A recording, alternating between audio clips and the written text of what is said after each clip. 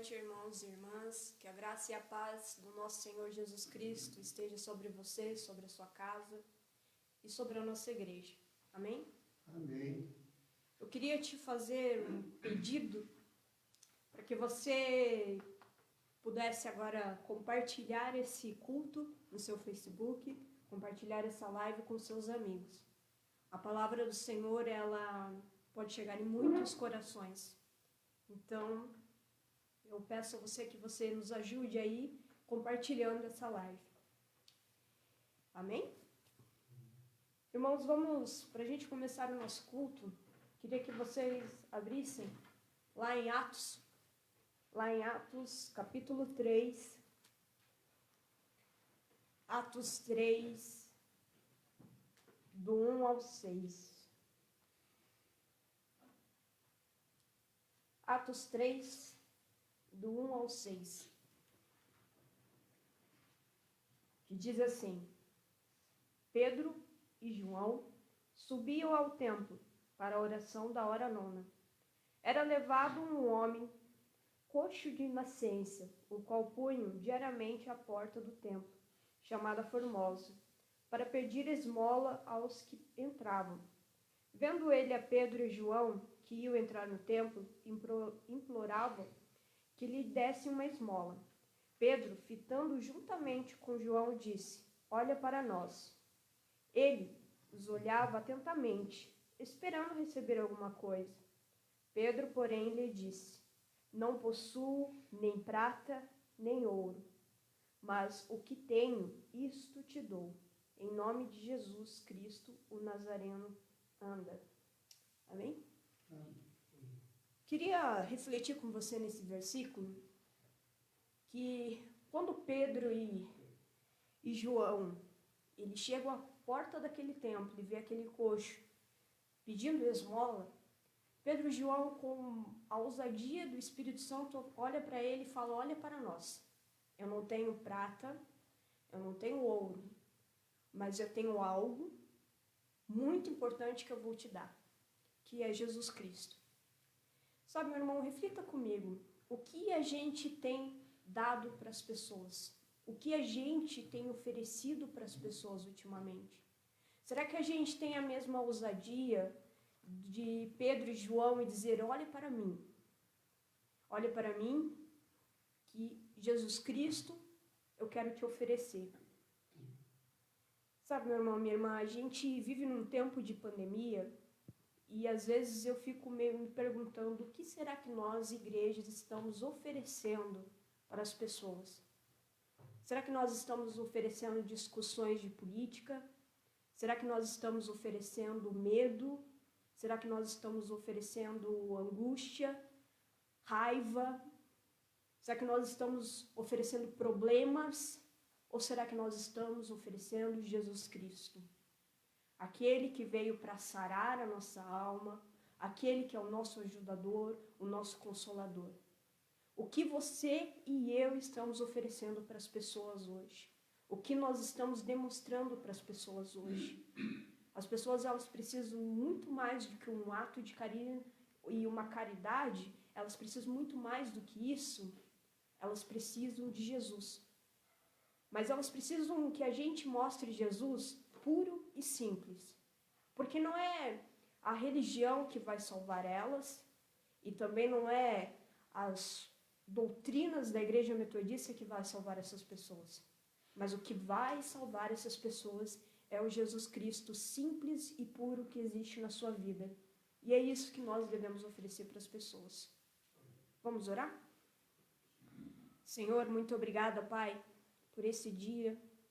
Muito obrigada, Deus, porque o Senhor está nas nossas casas e nos nossos lares, Pai. Obrigada, Jesus, porque tudo que nós temos foi o Senhor que nos deu. Obrigada, Jesus, pelo teu imenso amor, mas eu peço a ti, Senhor, nos ensina a amar as pessoas ao ponto de oferecer o Senhor para as pessoas, de mostrar o Senhor para as pessoas, Pai. Ó Deus, que nós possamos ter essa ousadia de Pedro e João, ter essa ousadia de bater no peito e dizer: olhe para mim, não no sentido de orgulho, Deus, mas no sentido de humildade, aonde a minha vida e a vida dos meus irmãos, onde nós possamos diminuir e o Senhor crescer na nossa vida, Deus, a ponto de nós refletirmos a Tua imagem e a Tua semelhança, Pai. Senhor, faz-nos sermos imitadores do Senhor. Como Paulo disse, sede imitadores de Cristo. Que nós possamos ser, Deus, imitadores do Senhor. E nos perdoa, Deus, se nós temos compartilhados coisas que nós não deveríamos estar compartilhando, mas que nós possamos oferecer e compartilhar para as pessoas, Pai, o Teu grande e imenso amor, Jesus. Nós oramos, Deus, e Te agradecemos, em nome de Jesus. Amém. Aí eu convido você a abrir o seu inário, lá no hino 319, quase busquei aqui, 319, nós vamos estar aí adorando ao Senhor.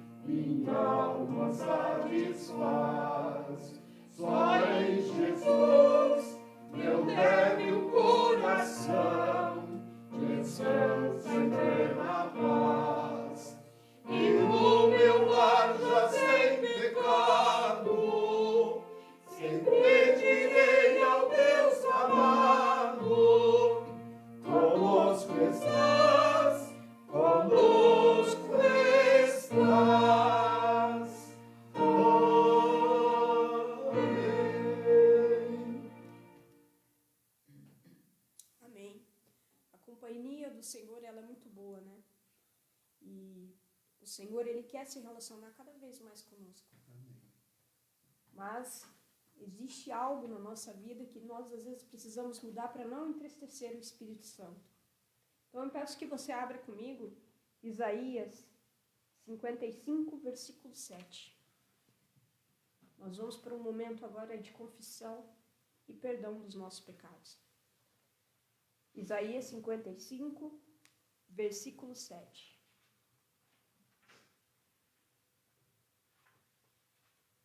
Que diz assim: deixe o perverso o seu caminho, o iníquo os seus pensamentos. Convertai-se ao Senhor, que se compadecerá dele, e volte-se para o nosso Deus, porque é rico em perdoar. Amém? Amém. Eu já repeti isso, pastor, muitas vezes, mas a gente sabe que o pecado, ele não é o problema, ele é a solução, porque Jesus veio para os doentes, para os enfermos, não para os sãos, não para aqueles que acham que não têm pecados. Então, que neste momento nós possamos nos prostrar perante ao Senhor e pedir perdão pelas nossas falhas e pelos nossos pecados. Depois dessa oração individual, eu quero convidar a Dona Zélia para fazer a nossa oração de perdão. Amém?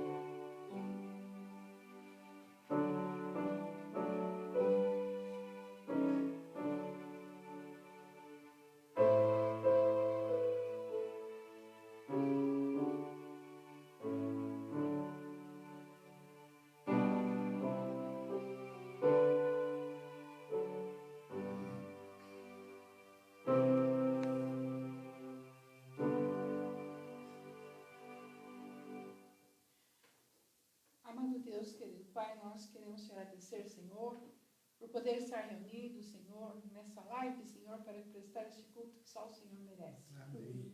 E sabemos que o Senhor está dirigindo cada ato deste culto, Sim, Senhor. Jesus. Mas nesse momento que é tão importante, Senhor, onde podemos reconhecer que somos pecadores, ó Pai, e nos chegarmos a Ti e clamar que o Senhor possa perdoar os nossos pecados.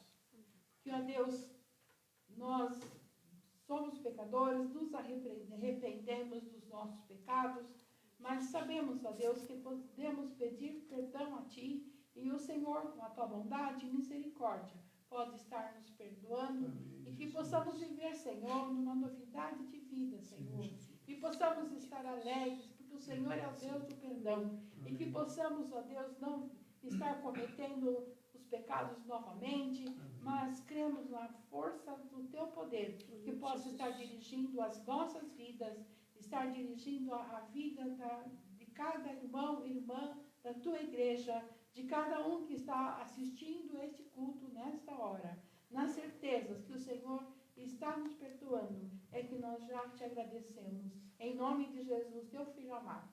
Amém, Jesus. Amém. Amém. Glória a Deus. Esse momento de ofertório, que você possa colocar aí na sua mesinha ou qualquer lugar aí que você pode,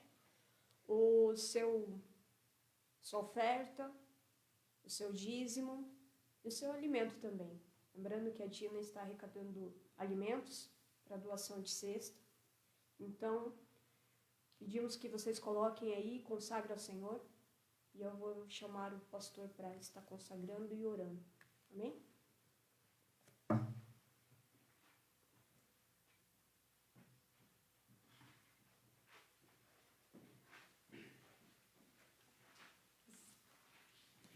Quero saudar a todos e a todas com a graça, a paz e a misericórdia do nosso Senhor e Salvador Jesus Cristo.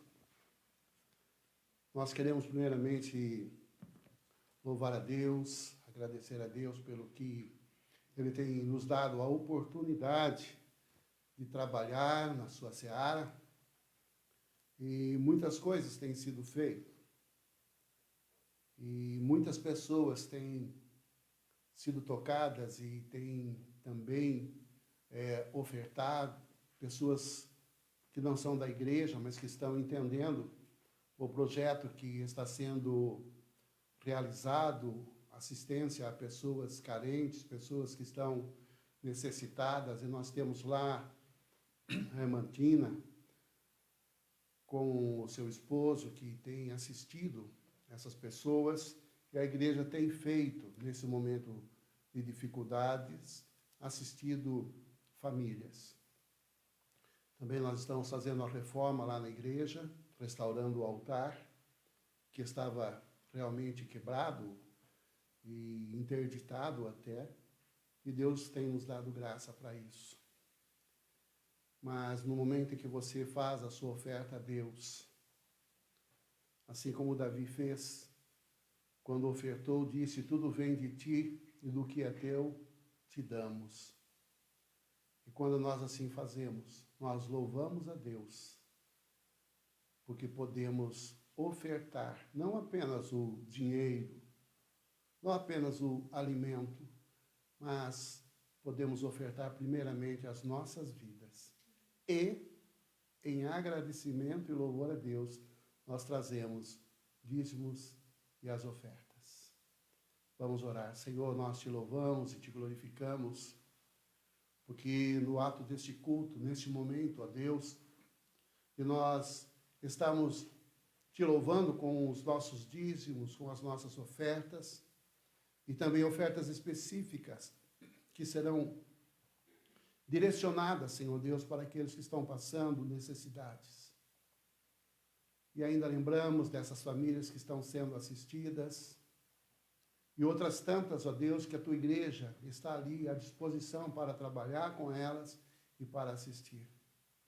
Ó Deus, que verdadeiramente se cumpra a tua palavra, que quando nós trazemos ao Senhor, Ele nos dá medida recalcada, sacudida e transbordante daquilo que nós semeamos no reino de Deus.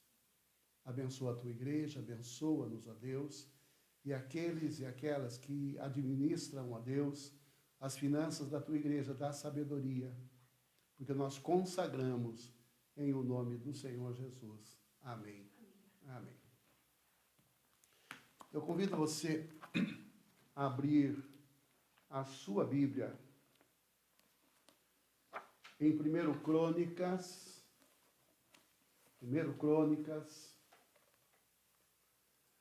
e Crônicas, você lê muitos textos, né, lá de 1 Samuel, 2 Samuel, que estão em 1 Crônicas, você lê muitos textos de 1 Reis, 2 Reis, que também estão no livro de Crônicas. Então foram crônicas escritas a respeito da história do povo de Deus, e não apenas isso, a respeito da manifestação do poder do Espírito Santo, da presença de Deus em toda a história. Então, quero que você abra em 1 Crônicas, capítulo número 1. 1 Crônicas, capítulo número 11. Nós vamos ler inicialmente o versículo 1 e depois a partir do versículo de número 4 e depois vamos até o 16, para não ser muito cansativo. Então, 1 Crônicas 11, versículo 1 diz assim: Então todo o Israel se ajuntou a Davi em Hebrom, dizendo: Somos do mesmo povo que tu és. 7. Assim habitou Davi na fortaleza, pelo que se chamou a cidade de Davi, e foi edificando a cidade em redor, desde Milo, completando o circuito, e Joabe renovou o resto da cidade. Versículo 9. Ia Davi crescendo em poder, cada vez mais crescendo, porque o Senhor dos exércitos era com ele. Versículo de número 16 agora. Davi estava na fortaleza e a guarnição dos filisteus em Belém. Então, aqueles três romperam pelo acampamento dos filisteus e tiraram água do poço junto à porta de Belém e tomaram-na e a levaram a Davi. Ele não a quis beber, mas a derramou como libação ao Senhor. E disse: Longe de mim, ó meu Deus, fazer tal coisa, beberia eu o sangue dos homens que de lá foram com perigo de sua vida, pois com perigo de sua vida a trouxeram, de maneira que não a beberei. São essas as coisas que fizeram os 3 valentes. Também versículo 22 e 23.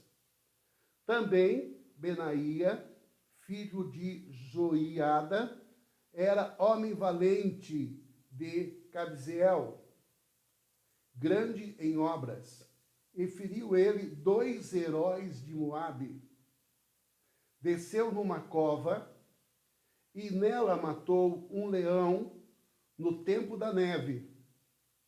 Matou também um egípcio, homem de estatura de 5 côvados. O egípcio trazia na mão uma lança como o eixo do tecelão, mas Benaía atacou com um cajado, arrancou-lhe da mão a lança e com ela o matou. Vou ler novamente o 16 e o 17. Suspirou, Davi estava na fortaleza e a guarnição dos filisteus em Belém. 17. Suspirou Davi e disse: quem me dera beber a água do poço que está junto à porta de Belém. Que Deus abençoe a sua palavra lida e que o Espírito Santo possa nos conduzir à revelação desta gloriosa palavra. Oremos. Obrigado, Senhor, porque nesta noite nós estamos reunidos pelo Teu Espírito através da Tua palavra. E cada um em sua casa, e onde cada um e cada uma está, queremos declarar, ó Deus, que nós estamos unidos pela Tua palavra, unidos no Espírito Santo, e crendo que o Senhor está acrescentando a nós a revelação da Tua gloriosa palavra. Não queremos apenas, ó Deus, ouvir a Tua palavra. Não queremos apenas entender a Tua palavra. Mas queremos, Senhor Deus, que a Tua palavra, que é viva e eficaz, possa estar nos transformando por dentro. Esteja, Senhor Deus, trazendo em nós algo novo. E nesta noite possamos sentir, ó Deus, verdadeiramente a Tua glória manifesta. E também, ó Deus, o desafio da Tua palavra, para que possamos continuar a luta. Nós te suplicamos e te agradecemos em o nome do Senhor Jesus. Amém. Amém. Mas esse texto é um texto não muito conhecido.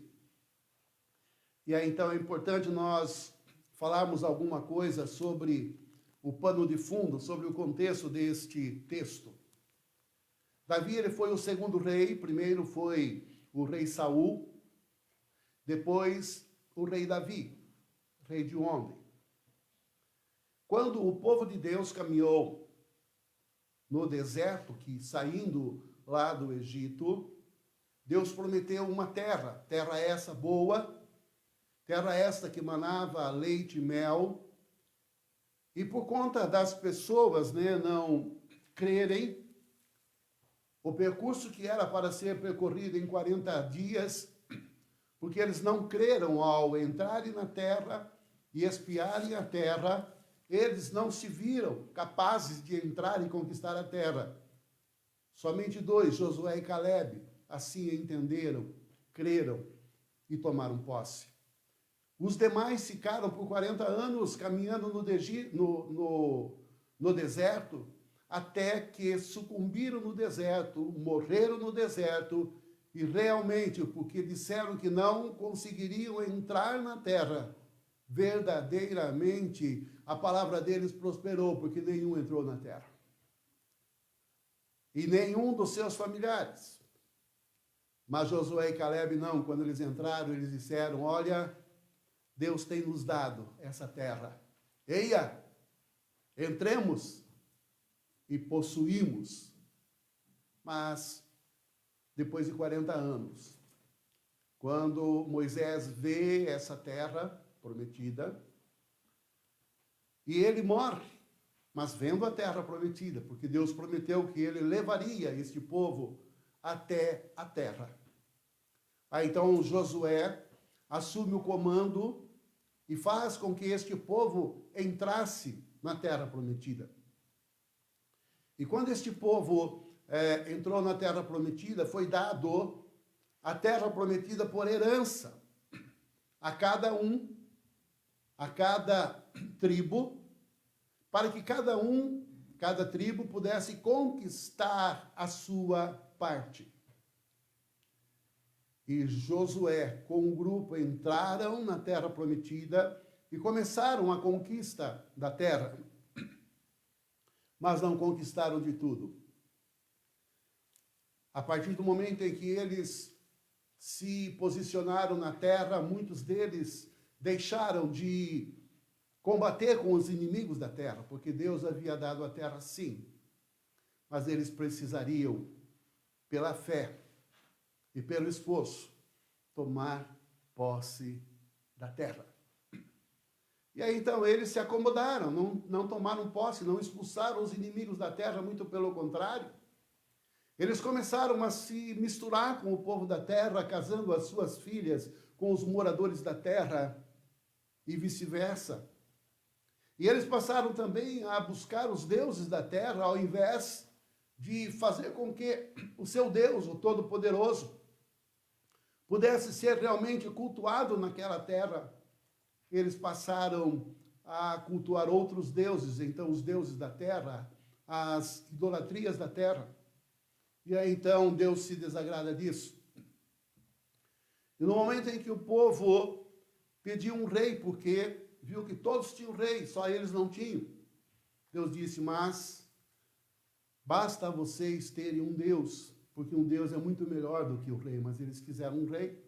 E aí então Deus dá a eles Saul, que foi ungido por Deus, e o Espírito Santo veio sobre ele, e verdadeiramente ele foi cheio do Espírito de Deus para estar fazendo conquistas naquela terra, liderando as conquistas naquela terra. Mas também Saul, ele não entendeu o projeto de Deus, que era para conquistar a terra, esta terra que Deus havia dado para o povo, mas ele quis ser a estrela, e por isso então ele desobedeceu. E aí então, em uma batalha, ele também sucumbe, e aí então Deus levanta um rei, e esse rei era o rei Davi. E aí então o texto que nós acabamos de ler é quando Davi, ungido rei, ele começa a reinar e ele entra nesta terra prometida para conquistar e conquistando. Não obstante, a história também mostra alguns acontecimentos. E um dos acontecimentos que marcaram a vida do rei Davi foi que, em todo o tempo em que ele caminhava, no momento em que ele foi ungido rei, ele, antes disso, ele matou o gigante Golias, que até as crianças sabem a história, e a fama de Davi começou a crescer. E aí, então, Saul decidiu perseguir Davi até matá-lo. Este era o propósito de Saul, de matar Davi. E Davi, numa dessas fugas, porque ele sempre fugia do rei Saul, ele foi até uma caverna, e esta caverna, nesse texto diz sobre esta caverna também, que era a caverna do Adulão.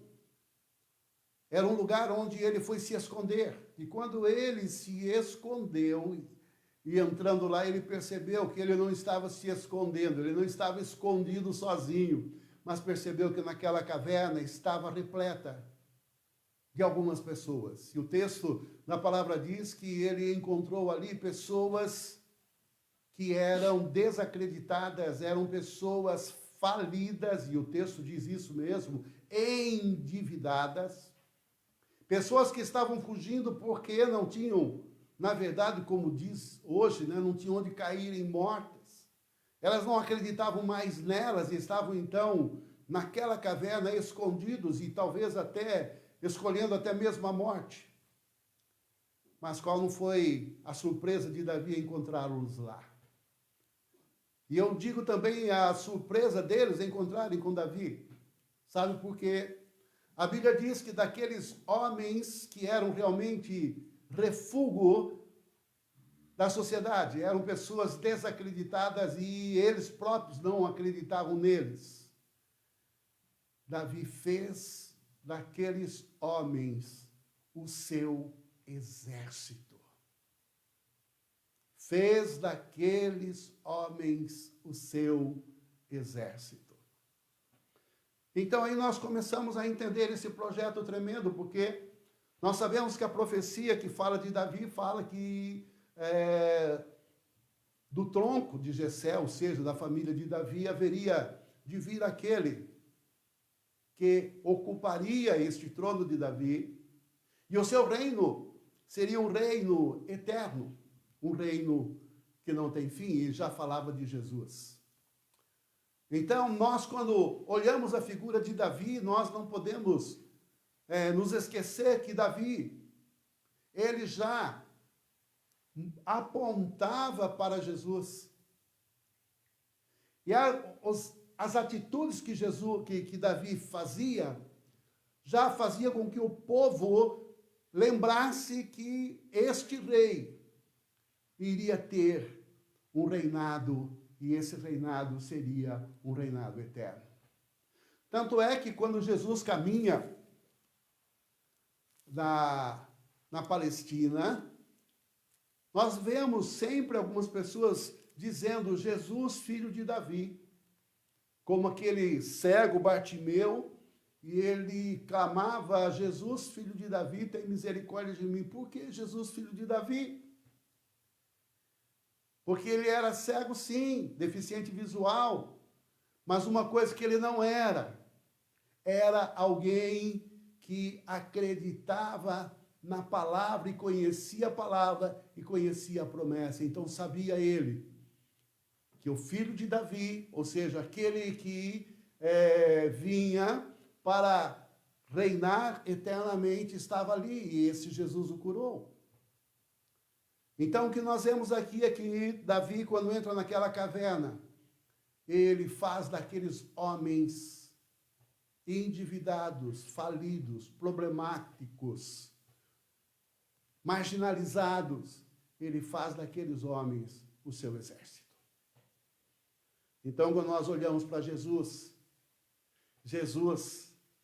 ele é aquele que ele próprio disse, quando ele foi comer na casa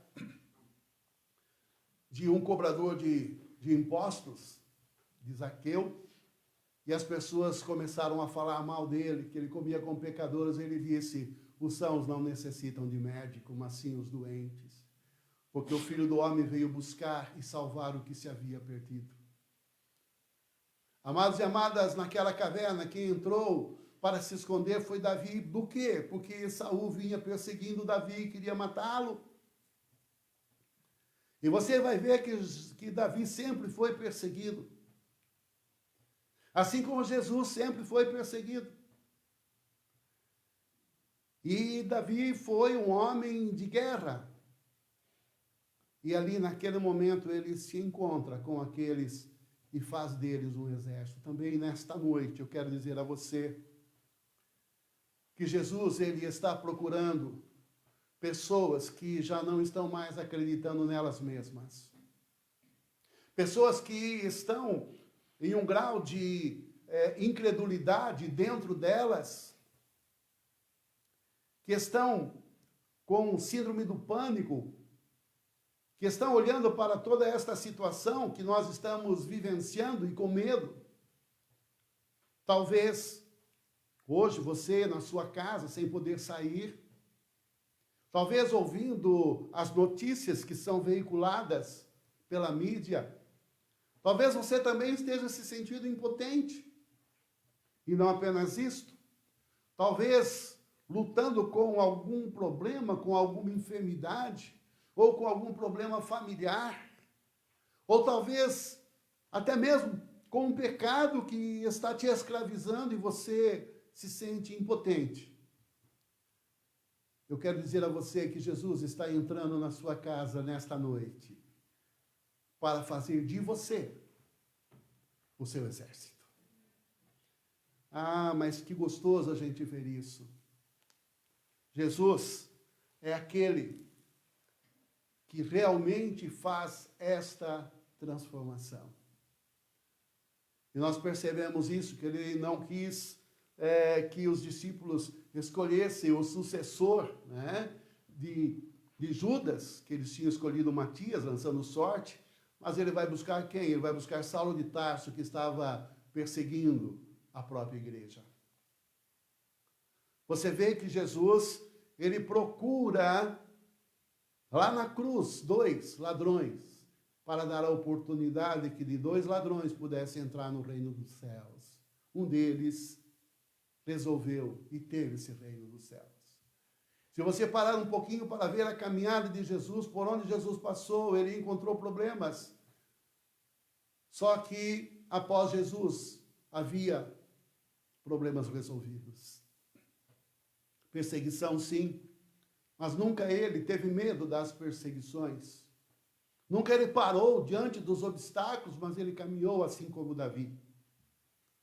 E voltando à história de Davi, ele faz daqueles homens, ele faz o seu grande exército.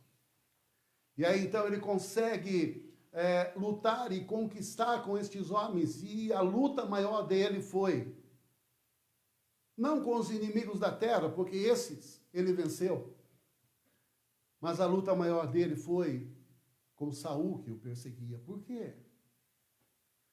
Porque Saul, ele era ungido do Senhor. Saul não era o inimigo do Senhor, mas ele era ungido do Senhor, ainda que Davi tivesse sido também tido a mesma unção sobre ele. Só que ele tinha a unção, mas Saul, ele tinha agora, como rei, a obrigação de vencer as batalhas, só que ao invés de Saul vencer as batalhas, ele queria matar Davi. E Davi não podia, certa feita também ele encontrou Saul e teve a oportunidade de matá-lo, mas não o matou. Por quê? Porque ele não podia tocar no ungido do Senhor. Nós falamos a semana passada, no domingo passado, sobre Jesus quando ele vai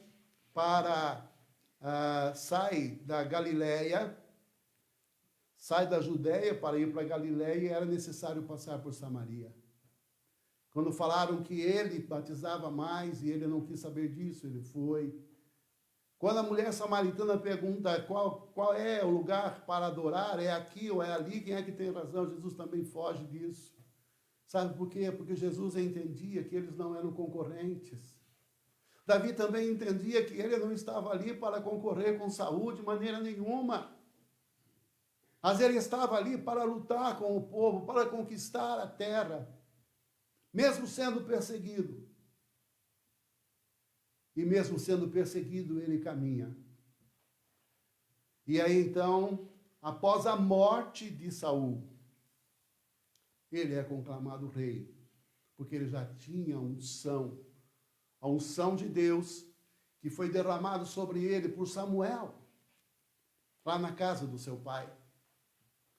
Mas agora, quando ele se tornou rei, até mesmo aqueles soldados que lutavam com Saul vieram, e foi esse texto que nós começamos a ler, e falaram com Davi: olha, Davi, nós somos com você, Porque ainda nos tempos em que Saul lutava, mas quem realmente fazia as obras, quem saía mesmo às guerras e garantia vitória, era Davi. Por isso que aqui no versículo número 1, diz, do capítulo 11, então todo Israel se ajuntou a Davi em Hebrom, dizendo, somos do mesmo povo que tu és. E eles ainda dizem no versículo 2, outrora, sendo Saul ainda rei, eras tu que fazias saídas e entradas militares com Israel? Também o Senhor teu Deus te disse, tu apacentarás o meu povo Israel e serás chefe sobre o meu povo de Israel. Veja bem, eles reconheceram ali que Davi não apenas vencia os inimigos, mas ele vencia o inimigo maior, que era o inimigo de dentro dele. Eu creio que muitas vezes ele teve a oportunidade e teve o desejo de matar Saul. Mas ele tomou a decisão de não fazê-lo, porque sabia que era o ungido de Deus. Então ele precisou dominar-se para que pudesse vencer as batalhas. Amados, muitas vezes nós temos batalhas grandes para vencer. E por que não vencemos as batalhas grandes? Porque nós precisamos entender que a primeira batalha que nós precisamos vencer é a batalha interna nossa. É o nosso ódio. É a nossa vingança. É quando nós entendemos, pensamos assim, que as pessoas são nossas inimigas. Não. O próprio Jesus Cristo disse isso, orai. Amai os vossos inimigos e orai pelos que vos perseguem. E esta é a visão da igreja. E esta é a nossa visão. Esta é a visão de Jesus. Assim como foi, não somente a visão, mas a atitude de Davi, ele não quis levantar a mão dele contra o ungido do Senhor. Mas quando foi morto Saul, vieram e uniram-se a ele, dizendo, somos um. E daí Davi não apenas entrou na batalha, mas ele uniu os reinos, o reino do norte e o reino do sul. O reino de Judá e o reino de Jerusalém. Foi aquele que uniu. Também esta é a visão de Jesus. Ou você pensa que Jesus, ele fica contente quando o seu povo vive discutindo, onde o seu povo vive duelando, e eu estou dizendo das igrejas e da igreja do próprio Cristo, do qual você faz parte, do qual eu faço parte. Nós não somos rivais. Não, nós somos um só povo. E a nossa luta não é lutar contra uma ou outra igreja, mas é nós lutarmos contra os inimigos. E o inimigo é realmente cruel. Porque o próprio Jesus Cristo disse que a nossa luta não é contra carne e sangue, mas contra principados e potestades nas regiões celestes. E uma coisa que nós lemos aqui, quando Davi, ele assumiu, né, foi constituído rei, versículo número 7 diz, e assim habitou Davi na fortaleza, pelo que chamou cidade de Davi, foi edificando a cidade ao redor, desde Milo, completando o circuito, e Joabe renovou o resto da cidade. 9. Ia Davi crescendo em poder cada vez mais, porque o Senhor dos exércitos era com ele. Veja, Diz aqui que ele conquistou aqui Sião, mas na verdade aqui era a fortaleza dos jebuseus que desafiaram Davi, dizendo: você nunca vai conseguir entrar aqui. Ainda que nós estejamos colocando aqui os cegos e os aleijados para tomar conta desta fortaleza, vocês não vão conseguir, sabe por quê? Porque eram paredões enormes, intransponíveis, e lá em cima estavam as sentinelas. Mas então Davi desafiou o seu exército para que entrasse. Deus deu a estratégia, ele entrou pelo canal da água, onde aquele lugar era abastecido com água, e eles entraram e tomaram aquele lugar, e ali se tornou a casa de Davi. Ali ele edificou o seu palácio. Mas isso também eu quero que você entenda, nós temos a nossa fortaleza. A fortaleza que o inimigo tem segurado, que é a nossa vida, que é o nosso corpo, e ele tem se apoderado do nosso corpo. A ponto do próprio apóstolo Paulo, em determinado momento, ele dizer: o bem que eu quero fazer eu não faço, o mal que eu não quero, isso sim eu faço. E ele diz: desgraçado homem que sou, quem me livrará do corpo desta morte? Mas aí ele entende o projeto de Deus e diz: graças a Deus que nos dá a vitória por Cristo Jesus. O que nós queremos entender é que o Senhor nos criou para sermos a habitação de Jesus, a habitação do Espírito Santo, mas somos tomados pelos inimigos, e os inimigos, muitas vezes, estão desafiando a nós e desafiando o nosso próprio Deus, como que dizendo: imagine que você vai poder largar deste vício. Imagine que você vai poder deixar de fazer isso, de fazer aquilo. Imagine que você vai poder dominar aos seus ímpetos. E aí nós fazemos até algumas frases, não criamos, mas repetimos, né? Nós dizemos assim que nós somos humanos e errar é humano. Amado, quando nós dizemos que errar é humano, nós estamos totalmente errados. Porque errar não é humano. Errar é pecado, no sentido do pecado. Mas o ser humano, pecar é humano, né? Mas eu quero dizer a você que o Senhor nos criou em santidade, para vivermos a santidade, para que o Senhor Jesus possa reinar dentro de nós. Mas para isso ele tem que retirar de nós os jebuseus da nossa vida, que desafiam o nosso Deus, que desafiam até mesmo nós.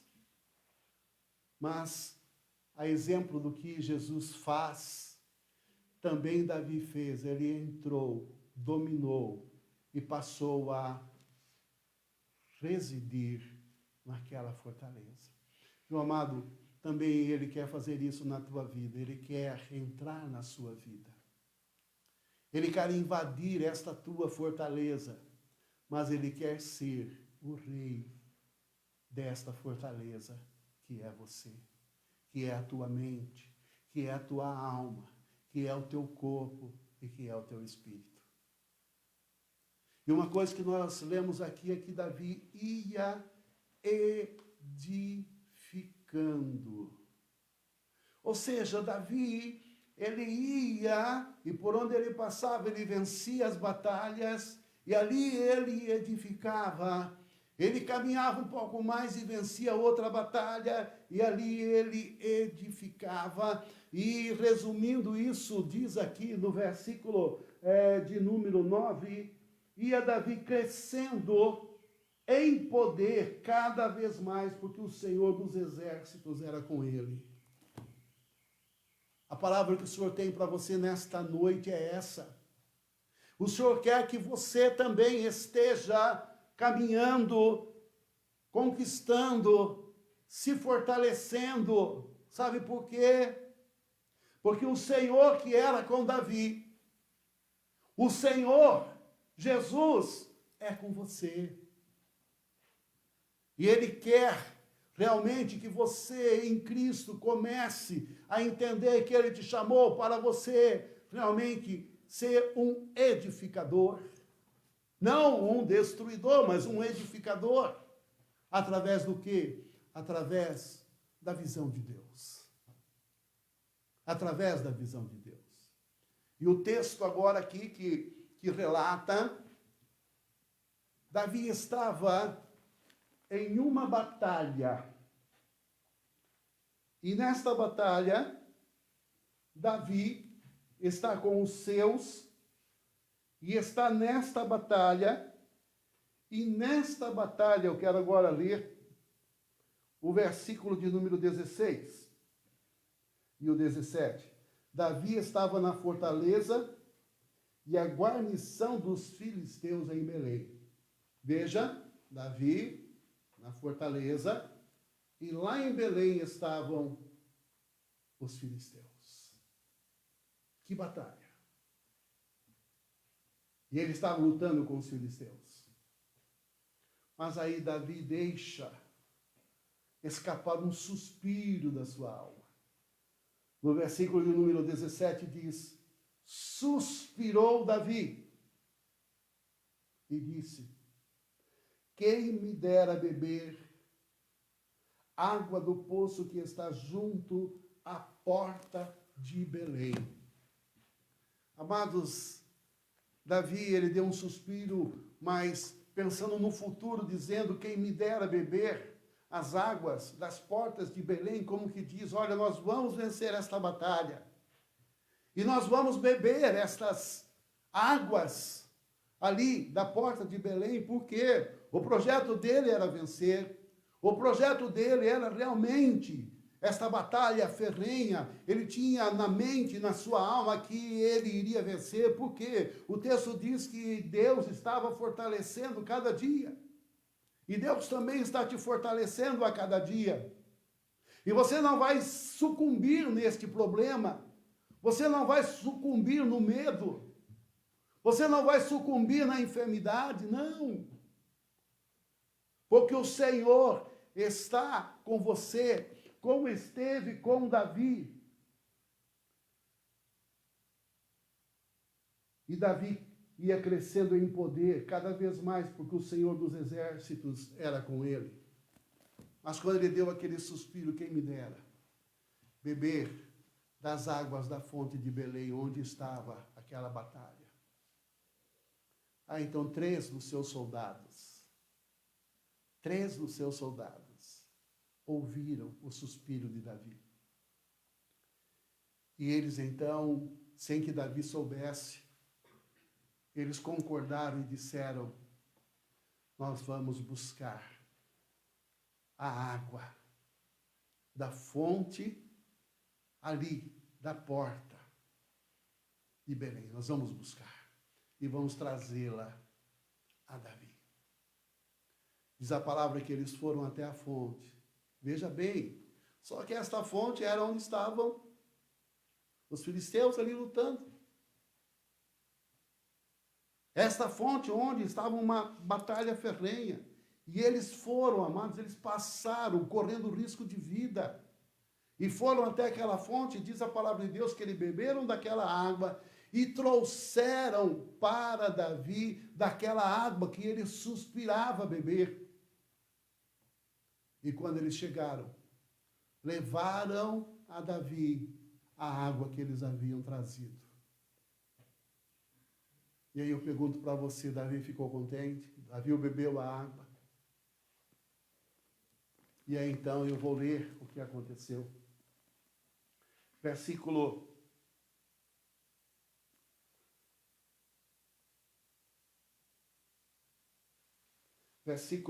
de número 18. Então aqueles 3 romperam pelo acampamento dos filisteus e tiraram água do poço junto à porta de Belém e tomaram-na e a levaram a Davi. E ele não a quis beber, mas derramou como libação ao Senhor. Ele não quis beber, mas derramou como libação ao Senhor. Ele derramou como sacrifício ao Senhor. E aí ele diz, olha o que Davi diz. E disse, longe de mim, ó meu Deus, fazer tal coisa. Beberia eu o sangue dos homens que lá foram com perigo de sua vida? Pois com perigo de sua vida a trouxeram, de maneira que não a quis beber. E são estas as coisas que fizeram os 3 valentes. Depois ele começa a falar dos 3 valentes. Mas eu quero que você entenda aqui uma mensagem. E aí foi a razão de nós estarmos falando tudo isso, porque Deus me deu essa mensagem e agora você vai entender por quê. Nós tivemos uma reunião ontem, né? Com a Clã. Porque nós sabemos que as igrejas hoje já podem serem abertas na nossa cidade. E nós tivemos, da parte do nosso bispo, uma orientação. Tivemos uma reunião também online com o nosso SD e todos os pastores do nosso distrito. E foi nos dito que até dia 14, as igrejas não abrem, as igrejas metodistas, mas que a partir do dia 14, levando em conta tudo quanto foi especificado nessa carta do bispo, né, nesse documento do bispo, e também levando em conta aquilo que a prefeitura toma como posição, nós poderíamos funcionar. E aí nós, depois de conversarmos um pouco, nós decidimos que nós não vamos abrir o templo até o 1º domingo de julho, onde nós vamos ter no 1º domingo de julho uma ceia distrital, onde nós vamos participar com o distrito. E você marque essa data, porque vai ser uma ceia distrital, onde todos os pastores do nosso distrito vão estar também gravando a participação da Santa Ceia, cada um na sua igreja. Vamos ter grupo de dança, vamos ter grupo de louvor. Vai ser algo tremendo, algo gostoso, maravilhoso. E a partir de então, nós vamos então ver o que é que Deus tem preparado para nós a partir do 1º domingo de julho. E por quê? Porque assim como Davi, ele deu um suspiro dizendo, quem me dera beber da água, da fonte, lá da porta de Belém. Amados, o meu suspiro, como pastor também, é abrir a igreja. É abrir a igreja. O templo, né? A igreja está aberta. Abrir o templo. Mas eu louvo a Deus, por quê? Porque Deus colocou esse texto no meu coração. O meu suspiro não pode colocar em risco os membros da igreja que eu estou pastoreando, a igreja de Jesus Cristo. Tanto é que Davi, quando viu que eles trouxeram aquela água, falou, não beberei eu esta água, que com risco de vida, eles foram buscar. Eu não vou beber esta água, ou seja, esta água com gosto de sangue, porque eles colocaram a sua vida em risco. Ele não bebeu, mas ele colocou no altar do Senhor por libação, por sacrifício a Deus. Meu amado, o que ele disse é isso. Eu não posso me responsabilizar pela morte de ninguém. E aí nós vamos ver que Jesus e Davi, eles são tidos também como pastores. Quem escreveu o Salmo de número 23 foi Davi.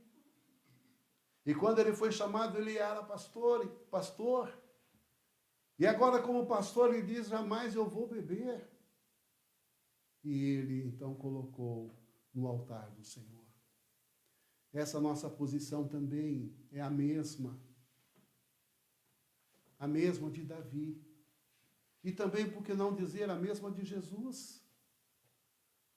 Jesus, ao invés de ele deixar que os outros corressem perigo, ele próprio foi e enfrentou o perigo, ele. Mas ele não deixou as suas ovelhas pagarem um preço de sangue, mas ele pagou o preço de sangue. E veja que de todo aquele exército de Davi, esses três tiveram registrado neste livro que nós lemos, e você vai ler na sua casa, estes três foram tidos e dito o nome deles, pelo que eles fizeram.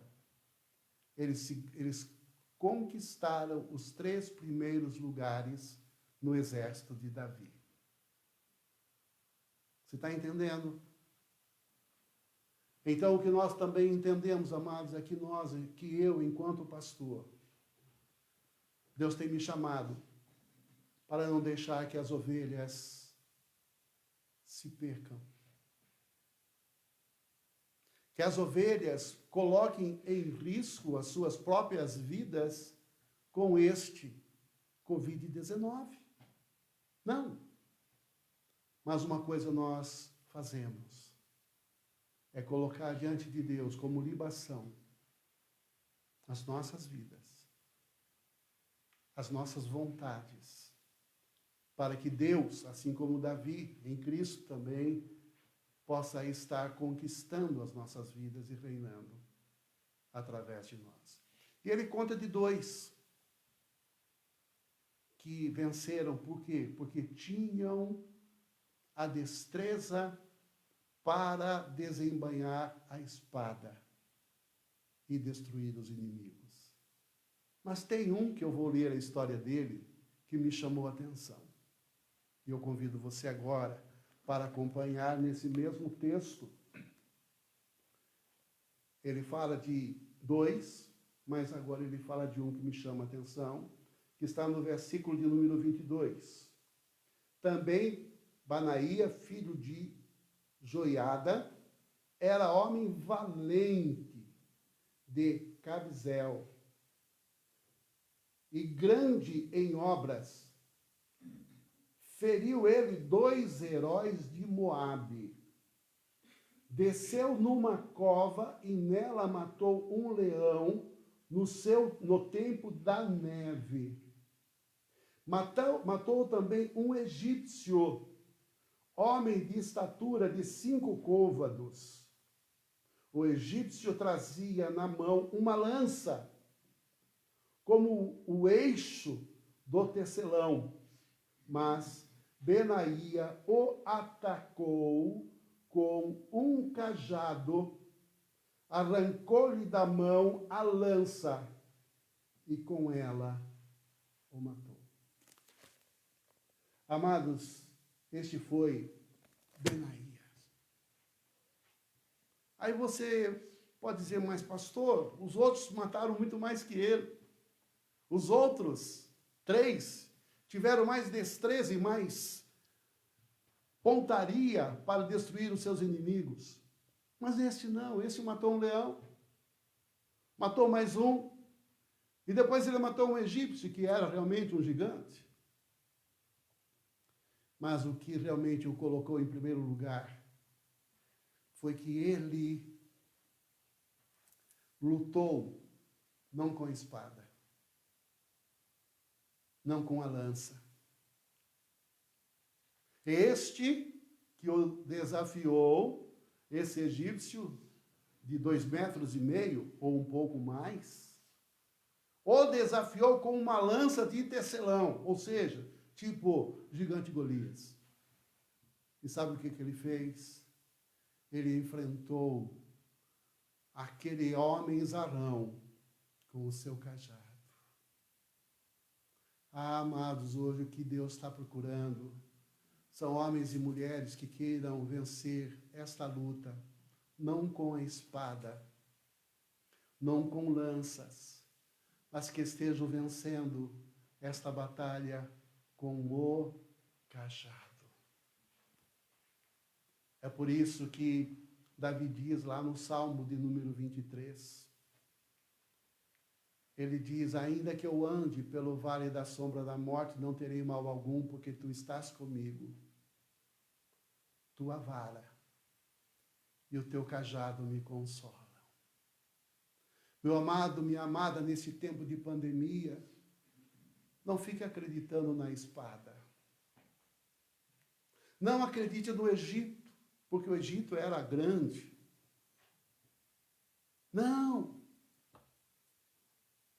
Não fique acreditando naqueles que têm destreza para fazerem políticas. Não. Entenda uma coisa, que nesse momento de pandemia, o que Deus está levantando são pastores que saibam manejar, não a espada, mas o cajado. Porque o cajado, meu amado, é aquele que apacenta a ovelha, mas também é aquele que vence, como Davi revelou antes de vencer o Golias, o gigante. Ele disse: estava eu apacentando o meu rebanho, e veio um leão, e levava na sua boca uma ovelha. Eu venci, eu fui, e o peguei pela barba, e tirei a ovelha da sua boca, e matei o leão. Veio também um urso, e fez a mesma coisa. Eu me levantei, e matei o urso, e tirei da boca deste urso a ovelha. O que ele estava dizendo era que, como pastor, ele tinha um cajado. E esse cajado era valoroso para vencer as bestas feras. Também valoroso para vencer os maiores inimigos. Amados e amadas, a igreja hoje está precisando não de espada, mas está precisando de cajado. E é por isso que nós nos colocamos diante de Deus e dizemos: Senhor, o Senhor é o meu pastor, e nada me faltará. Em tempos de pandemia, nós não podemos deixar as ovelhas à morte ou em perigo. Mas Davi dizia: ainda que eu ande pelo vale da sombra da morte, não temerei mal algum, porque tu estás comigo, tua vara e o teu cajado me consolam. Nesta noite eu quero que você seja consolado por esse cajado do pastor, do sumo pastor, que é o Senhor Jesus. E entenda que ele saiu vencendo e edificando e consolidando, porque o Senhor era com ele. Meu amado, o Senhor é contigo nesta noite. O Senhor é contigo nesta noite. O Senhor é contigo nesta noite. E nessa reunião que nós tivemos com a clã foi tremendo, porque o pessoal da clã disse, né, e trocamos ali algumas experiências, lógico que respeitando os limites ali no templo, né? E foi unanimidade, dizendo: pastor, a igreja tem crescido neste momento de pandemia. A igreja tem ofertado, a igreja tem respondido à ajuda de tantas maneiras, e temos percebido que os irmãos se amam a cada dia mais. E o Senhor está, através do seu amor, ainda que isolados nas nossas casas por conta desta pandemia, mas nós estamos unidos pelo pastor, pelo seu cajado e pelo seu Espírito Santo. Mas lembre, temos uma batalha. E esta batalha não é contra a carne e o sangue, mas contra principados e potestades.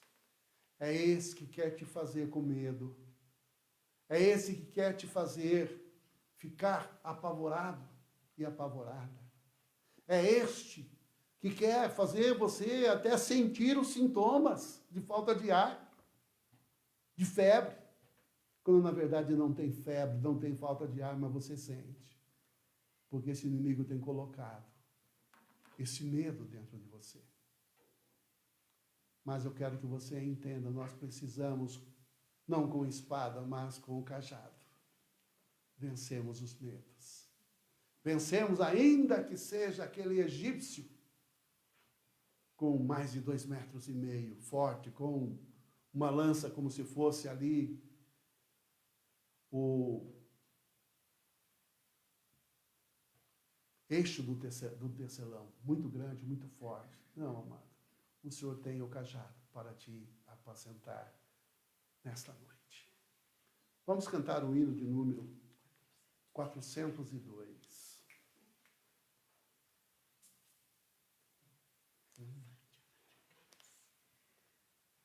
Vamos lá. Nós temos 2 hinos, né? 401 e 402. Nós vamos escolher agora qual dos dois.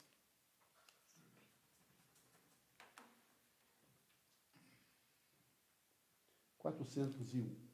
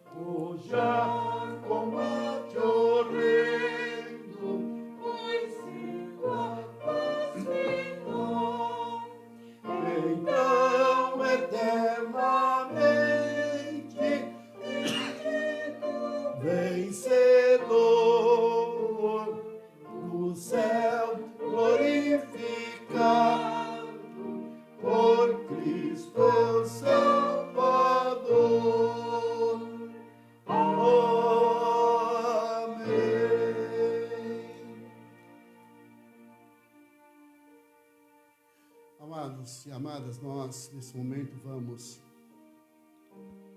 elevar a Deus em oração, na certeza de que o Senhor Jesus está conquistando essa terra,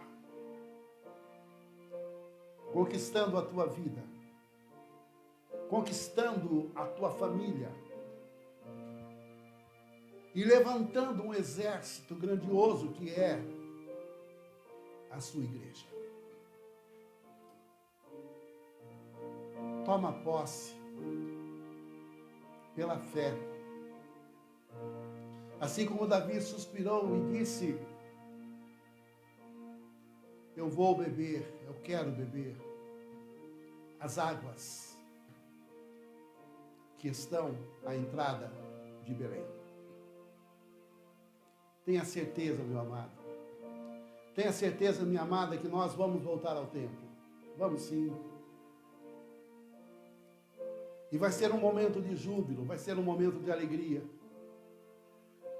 Porque o Senhor nos dá esse suspiro. Mas não vamos, de maneira nenhuma,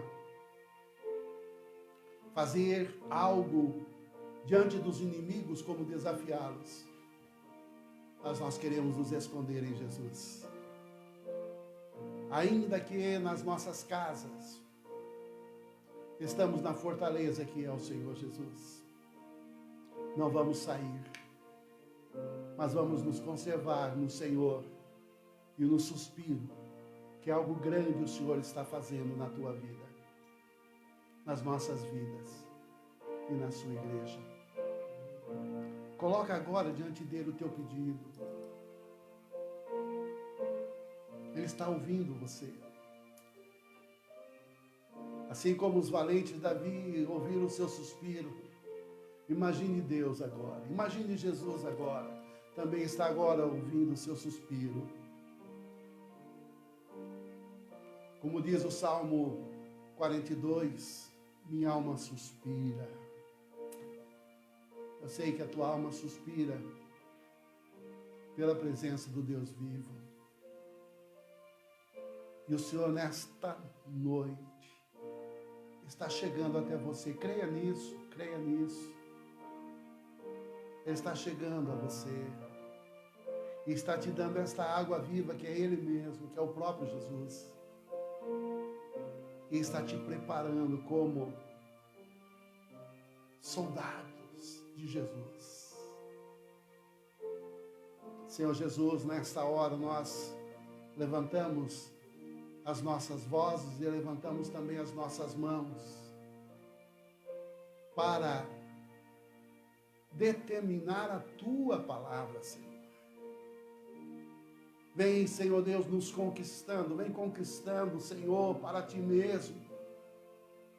E vem, Senhor Deus, com o teu poder, vem, Senhor Deus, com a tua graça, vem com o teu Espírito Santo, ó Deus, tomando o teu lugar em nós e nos fazendo, ó Deus, verdadeiras fortalezas, mas habitada e habitados pelo seu Espírito Santo. Todo medo, toda enfermidade, repreendemos em o nome do Senhor Jesus. E agora, Senhor Deus, tomamos posse, Senhor Deus, do que a tua palavra diz, que o Senhor está edificando, o Senhor está consolidando, porque o Senhor, o seu poder, está conosco em Cristo Jesus. Derrama sobre nós agora, Senhor Deus, a tua graça e a tua bênção. Que a graça maravilhosa do nosso Senhor e Salvador Jesus Cristo, que o amor de Deus o Pai, a comunhão, a consolação, a unção e a alegria do Espírito Santo repouse sobre a tua vida, sobre a tua família, trabalho, saúde e sobre a igreja de Jesus Cristo, permaneça conosco hoje e eternamente. Amém, amém, amém. Lembrando, domingo próximo, Santa Ceia. Então coloca lá o pão, coloca ali o vinho, para nós realmente participarmos da Santa Ceia no próximo domingo. Convide os seus amigos para que estejam juntos. Deus abençoe a todos e a todas.